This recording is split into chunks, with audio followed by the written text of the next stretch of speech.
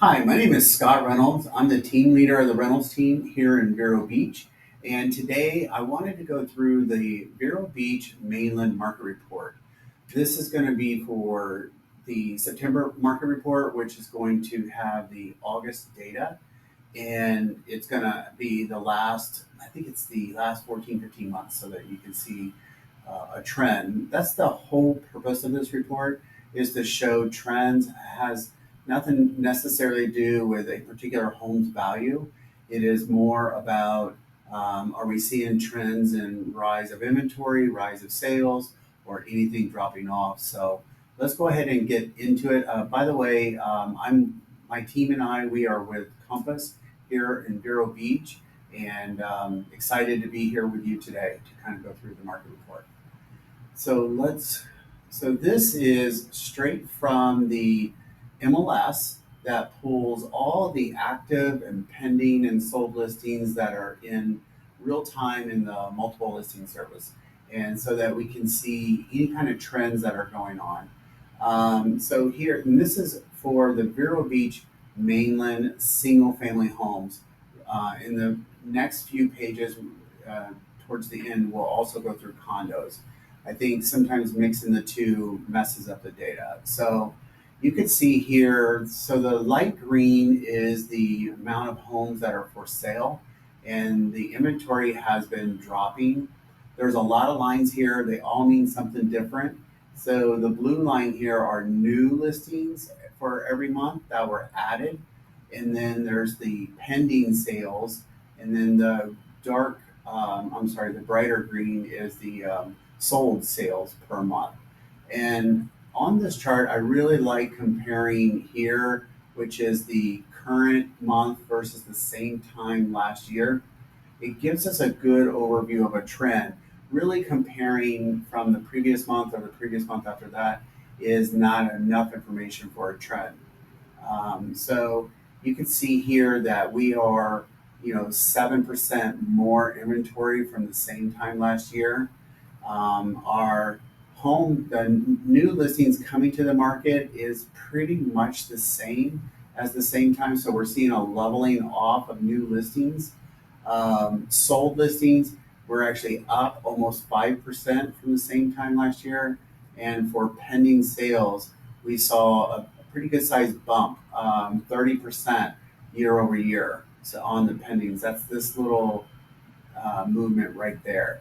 And it's really comparing to this month here. So 162 during August of last year. So what we're seeing is the market overall, especially on the single family homes, has been more steady. And the pricing, the asking prices, I'll get into the pricing trends, but we're seeing the asking pricing trends come down. Um, let's kind of get into that. So here is the um, days on market, and it's also the sale price to original list price ratio. These are two data points overlaying one another.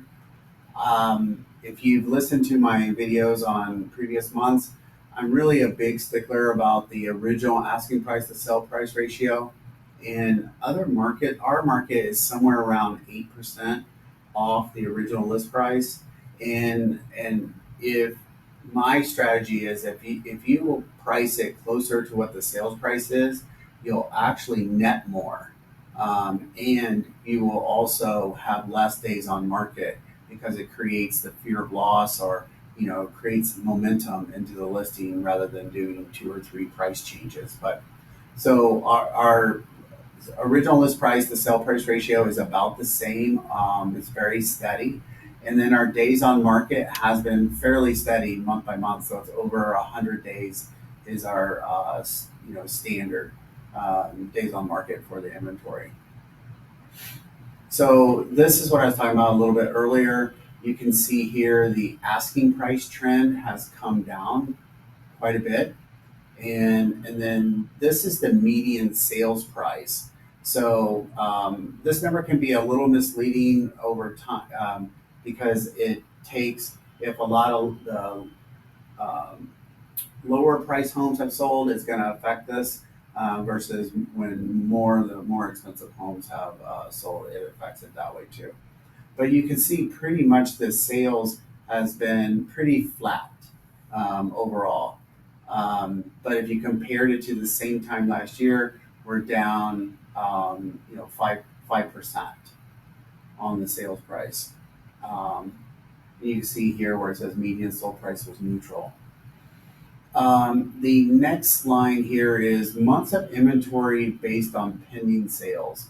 I like this as an indicator of the showing the difference between sold and active homes. So what this basically says is that if another home did not come onto the market, how many months would it take to exhaust all the remaining inventory? And you can see the trend is that we're trending down, which is really good. Anything around 3 months of inventory or below, we're more in a seller's market. 4 to 6, we're in that neutral territory, and more than 6 months of inventory, we're in a more of a buyer's market. So that kind of gives you an overall of the single family homes in Vero Beach, and this also includes Sebastian and Fellsmere. Next, we have the condo market, which is totally separate. So you can see here the amount of inventory that is for sale has trended down, following suit a little bit with the single family homes. And then the new inventory has started trickling off. Same trend. This is more of a season, both single family and condo are seeing the seasonal adjustments coming with months of inventory, or I'm sorry, new listings coming down.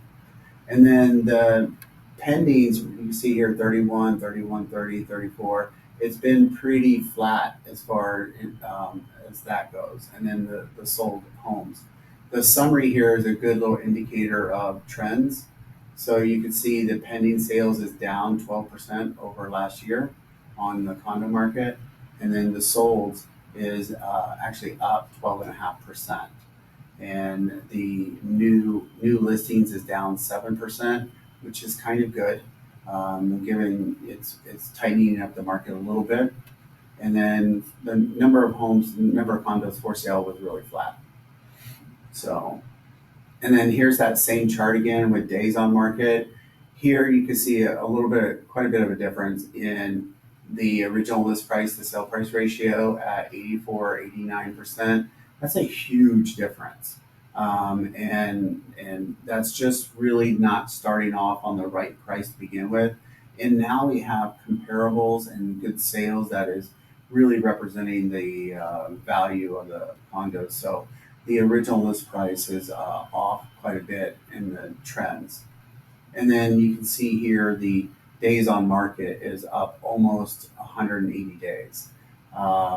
If this gets corrected, meaning the list price to sell price ratio, if that gets corrected, then meaning the original list price coming out and maybe skipping a price change or two, then you'll get a better list price to sell price ratio, and also probably even a higher price, because it does get stale. Your condo or home does get stale by being on the market too long. The big takeaway here, you can just see the asking price on the condos trending down. This is a little bit all over the place, and it's probably hard to interpret, but you can, overall the asking price and the sale price has both depreciated in over time. So if one of the takeaways from this is, if you are thinking about buying a condo, this is actually a great time because it's a good buyer's market, and if one condo doesn't work out, you can go look at another condo.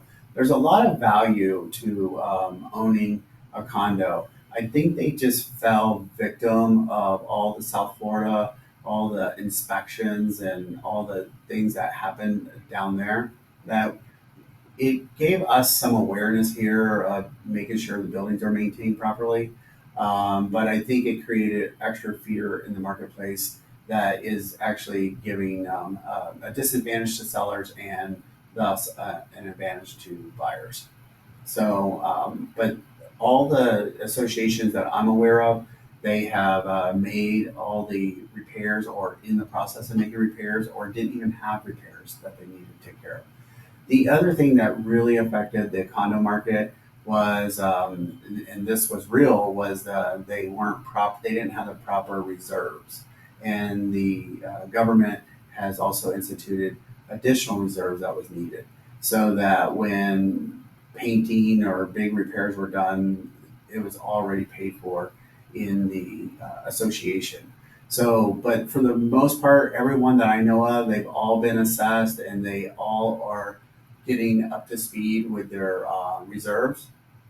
So this is the best of both worlds. As a buyer, you can know that you're probably going to have good reserves as a buyer, better than the previous owner, and you're going to be able to negotiate a pretty good deal because of those circumstances.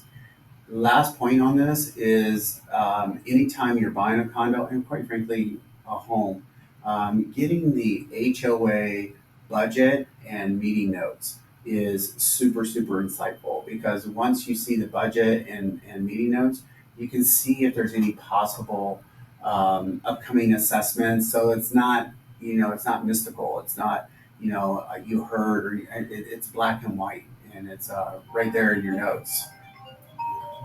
So this is live, and I just got a call, so I'm sorry.